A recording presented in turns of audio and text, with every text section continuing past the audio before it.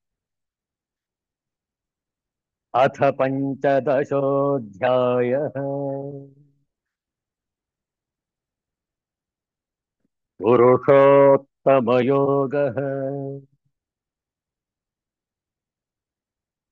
श्रीभगवानुवाच सर्वस्य चाहं हृदि सन्निविष्टः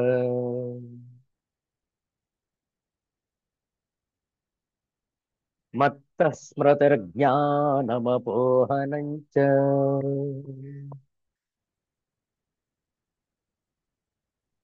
वेदैश्च सर्वैरहमेव वेद्यः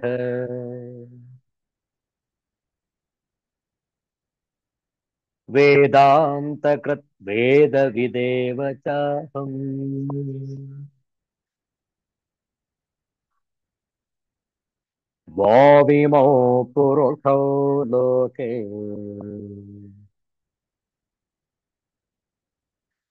क्षरश्चाक्षर एव च।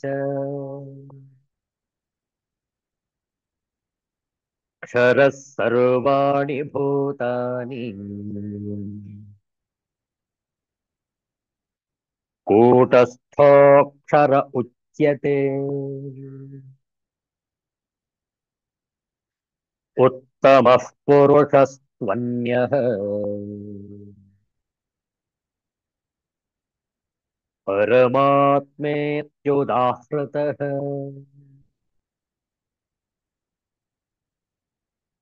यो लोकत्रयमाविश्य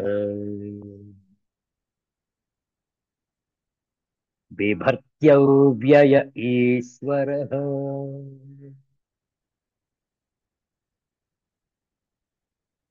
यस्माक्षरमतीतोऽहम्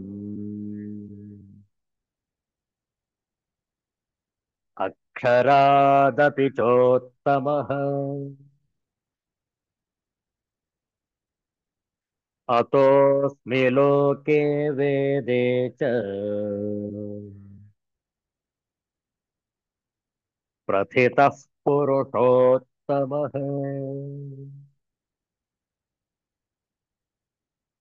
यो मामेवमसम्मूढः जानाति पुरुषोत्तमम् स सर्वविद् भजति माम् सर्वभावेन भारत।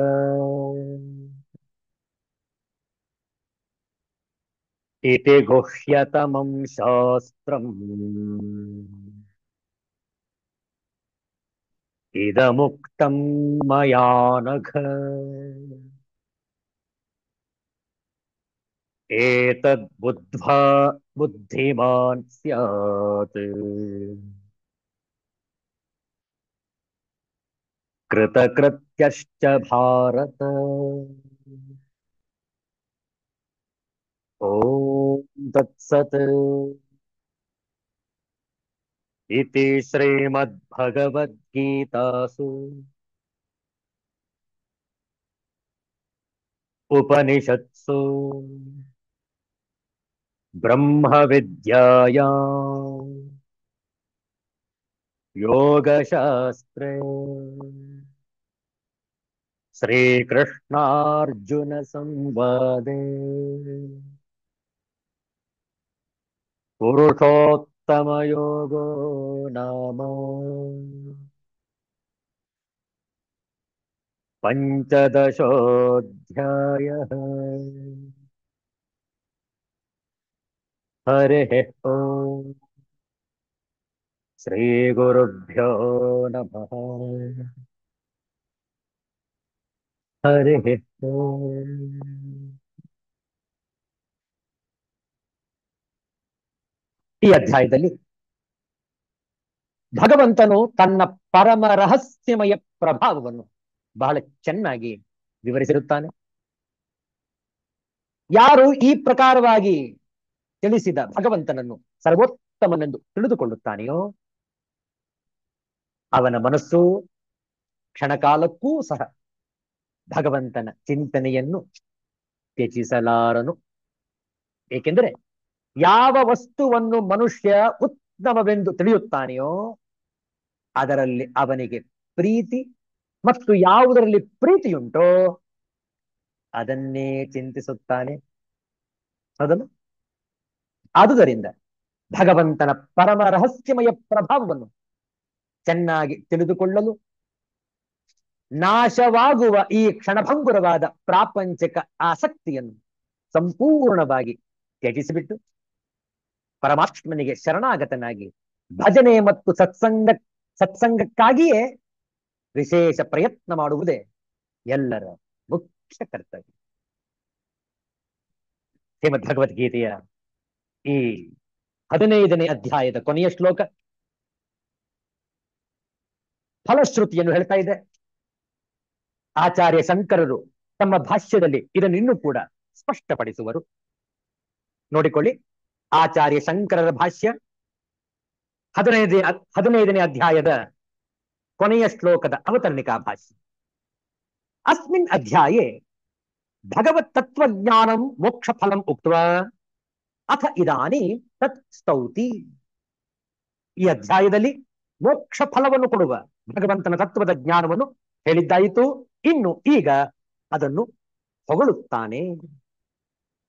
ಇತಿ ಗುಹ್ಯತಮಂ ಶಾಸ್ತ್ರಂ ಇದಮುಕ್ತಂ ಮಯಾನಘ ಏತದ್ಬುದ್ಧ ಬುದ್ಧಿಮಾನ್ ಸ್ಯಾತ್ ಕೃತಕೃತ್ಯಶ್ಚ ಭಾರತ.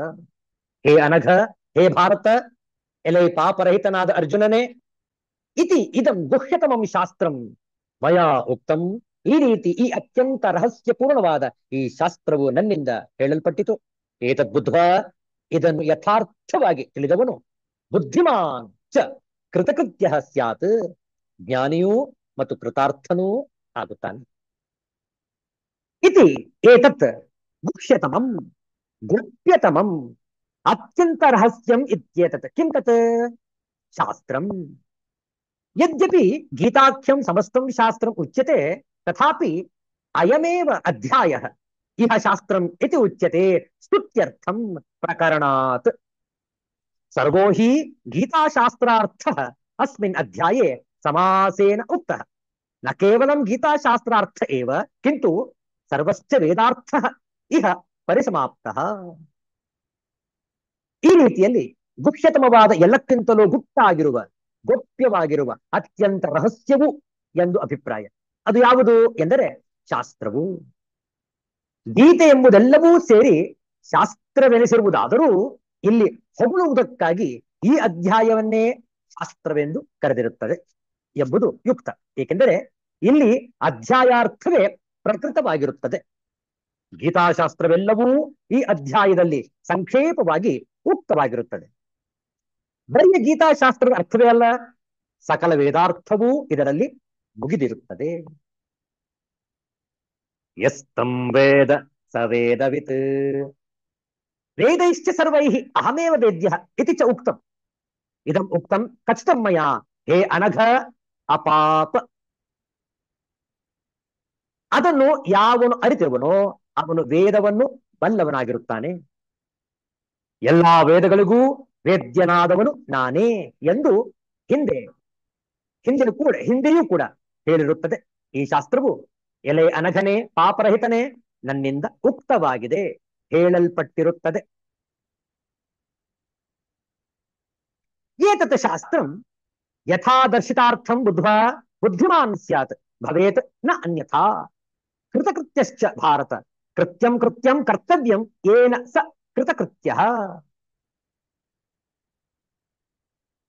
ಇದನ್ನು ನಾನು ತಿಳಿಸಿರುವ ಅರ್ಥವುಳ್ಳ ಈ ಶಾಸ್ತ್ರವನ್ನು ಅರಿತುಕೊಂಡರೆ ಬುದ್ಧಿವಂತನಾಗುವನೇ ಹೊರತು ಬೇರೆ ರೀತಿಯಿಂದ ಆಗಲಾರನು.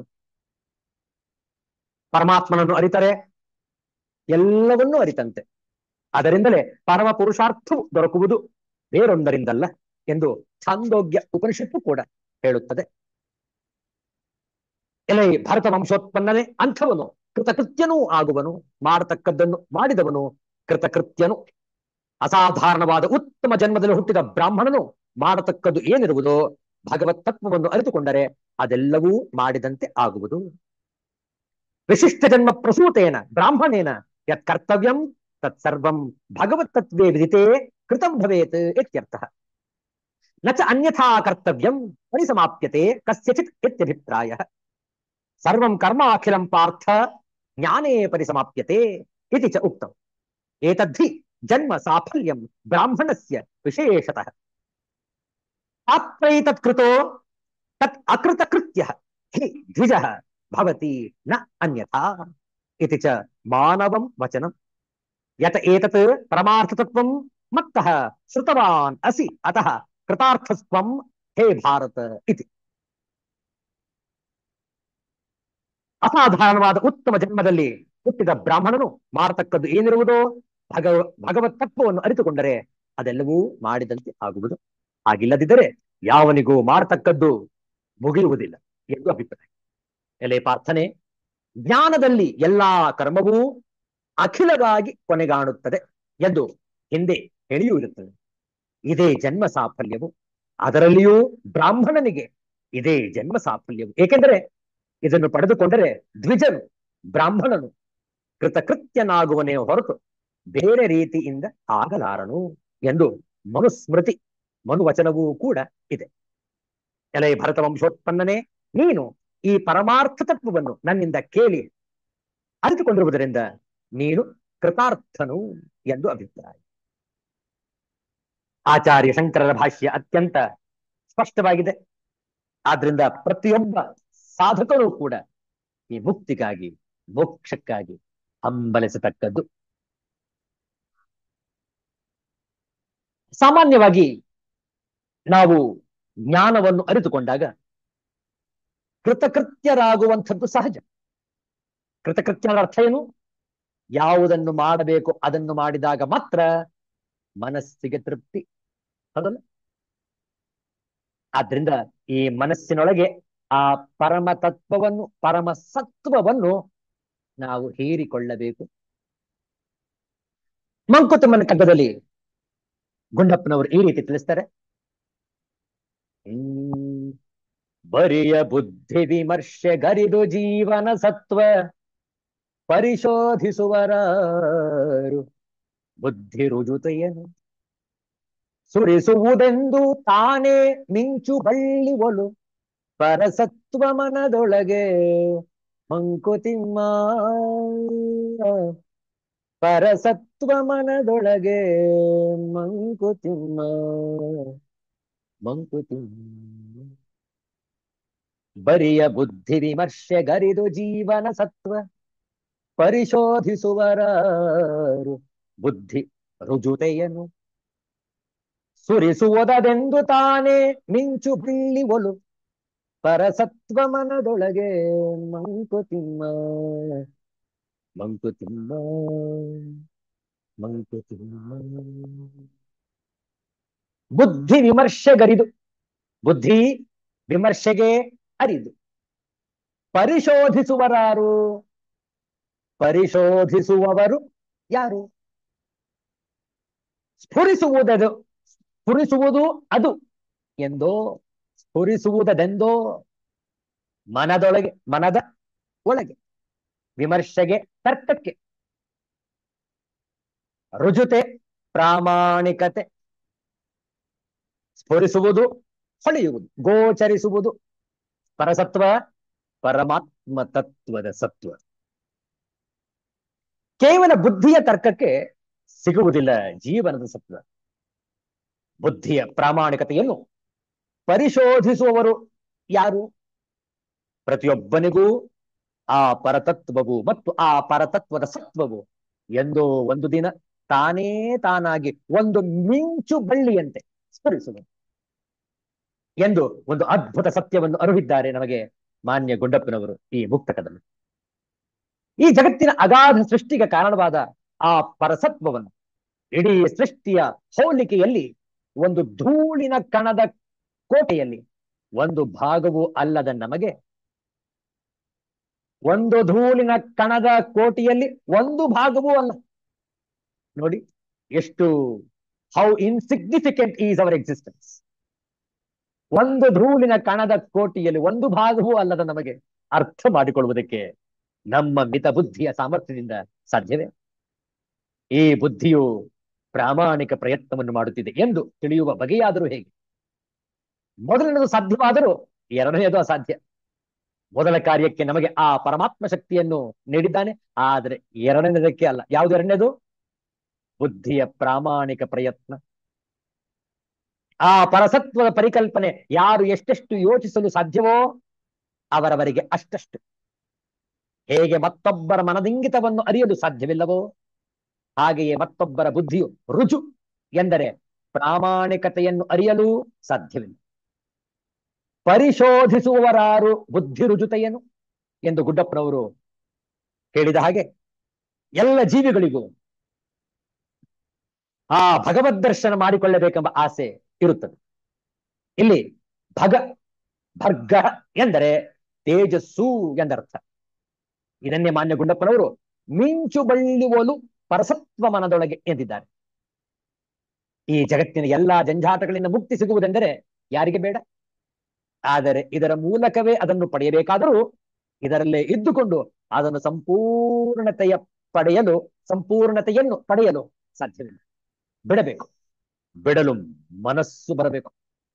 ಮೇಲಿನ ಸ್ವರೂಪ ಹೇಗಿದ್ದರೂ ಅಂತರಂಗದಲ್ಲಿ ರಕ್ತಿಯ ಮತ್ತು ವಿರಕ್ತಿಯ ಪ್ರಮಾಣ ಹೇಗಿದೆ ಎಂದು ಅರಿಯುವುದು ಕಷ್ಟ. ಆ ಪರಸತ್ವವನ್ನು ಅರಿಯಲು ಉತ್ಸುಕತೆ ಬೇಕು, ದೃಢವಾದ ಆಸೆ ಬೇಕು, ಸಂಕಲ್ಪವಿರಬೇಕು. ಈ ಉತ್ಸುಕತೆ ಮತ್ತು ಸಂಕಲ್ಪ ಎರಡೂ ಸಹ ನಮ್ಮನ್ನು ಪರಸತ್ವವನ್ನು ಅರಿಯುವ ದಾರಿಯಲ್ಲಿ ಕೊಂಡು ಹೋಗಬೇಕು. ಇದನ್ನೇ ಅಭಿಮುಖ್ಯವೆನ್ನುತ್ತಾರೆ. ಹಾಗೆ ನಮಗೆ ಅಭಿಮುಖ್ಯವಿದ್ದರೆ, ನಮಗೆ ಆಭಿಮುಖ್ಯವಿದ್ದರೆ ಗುಂಡಪ್ಪನವರು ಸ್ಫುರಿಸುವುದರೆಂದೋ ಎಂದು ಹೇಳುವಂತೆ ಎಂದೋ ಒಂದು ದಿನ ನಮಗೆ ಆ ಪರಸತ್ವ ಸ್ಫುರಿಸಬಹುದು. ಆದರೆ ಅದು ಆ ದಾರಿಯಲ್ಲಿದ್ದರೆ ಮಾತ್ರ ಸಾಧ್ಯ. ಮೈಸೂರಿಗೆ ಹೋಗುವ ಇಚ್ಛೆ ಇದ್ದರೂ ಹುಬ್ಬಳ್ಳಿಗೆ ಹೋಗುವ ಬಸ್ ಹತ್ತಿ ಕುಳಿತರೆ ಮೈಸೂರು ಸೇರುವುದು ಸಾಧ್ಯವೇ? ಈ ಪರಸತ್ವಾಭಿಮುಖವನ್ನು ಪಡೆಯಲು ನಿರಂತರ ಪ್ರಯತ್ನ ಬೇಕು. ಮನಸ್ಸು ಬುದ್ಧಿಗಳನ್ನು ಆ ದಿಕ್ಕಿನಲ್ಲೇ ಇಟ್ಟುಕೊಳ್ಳಬೇಕು. ಭಗವಾನ್ ಆದಿಶಂಕರರು ಸತ್ಸಂಗತ್ವೇ ನಿಸ್ಸಂಗತ್ವಂ, ನಿಸ್ಸಂಗತ್ವೇ ನಿರ್ಮೋಹತ್ವೇ ನಿಶ್ಚಲತತ್ವಂ, ನಿಶ್ಚಲತತ್ವೇ ಜೀವನ್ಮುಕ್ತಿ ಎಂದರು. ಹಾಗಾಗಿ ಇದೊಂದು ಕ್ರಮದಲ್ಲೇ ನಡೆಯಬೇಕು. ಬಾಹ್ಯ ಮತ್ತು ಅಂತರಂಗದಲ್ಲಿ ಸತ್ತಿನ ಸಂಗ ಮಾಡಿದರೆ ಅದು ನಮ್ಮನ್ನು ಮುಕ್ತಿಯ ತನಕ ಕೊಂಡು ಹೋಗುತ್ತದೆ. ಸತ್ತನ ಮಾರ್ಗದಲ್ಲಿದ್ದರೆ ಅದು ಎಂದೋ ಒಂದು ದಿನ ನಮಗೆ ಸತ್ವದ ದರ್ಶನ ಮಾಡಿಸುತ್ತದೆ. ಅಂತಹ ಪ್ರಾಮಾಣಿಕ ಪ್ರಯತ್ನವನ್ನು ನಾವು ಮಾಡಬೇಕು. ಇಂತಹ ಶ್ರೇಷ್ಠವಾದ ವಿಚಾರದೊಂದಿಗೆ ಶ್ರೀಮದ್ ಭಗವದ್ಗೀತೆಯ 15ನೇ ಅಧ್ಯಾಯವನ್ನು ಇಂದು ಸಂಪನ್ನಗೊಳಿಸಿದ್ದೇವೆ. ಮತ್ತೆ ನಾವು ಭೇಟಿಯಾದಾಗ ಷೋಡಶೋಧ್ಯಾಯ 16ನೇ ಅಧ್ಯಾಯ ದೈವಾಸುರ ಸಂಪದ್ ವಿಭಾಗ ಯೋಗವನ್ನು ಅಧ್ಯಯನ ಮಾಡೋಣ. ಎಲ್ಲರಿಗೂ ಒಳಿತಾಗಲಿ, ಎಲ್ಲರಿಗೂ ಶುಭವಾಗಲಿ. ಶಾಂತಿ ಮಂತ್ರ. ಓಂ ಸ್ವಸ್ತಿ ಪ್ರಜಾಭ್ಯಃ ಪರಿಪಾಲಯಂತಾಂ ನ್ಯಾಯೇನ ಮಾರ್ಗೇಣ ಮಹೀಂ ಮಹೀಷಾಃ ಗೋಬ್ರಾಹ್ಮಣೇಭ್ಯಃ ಶುಭಮಸ್ತು ನಿತ್ಯಂ.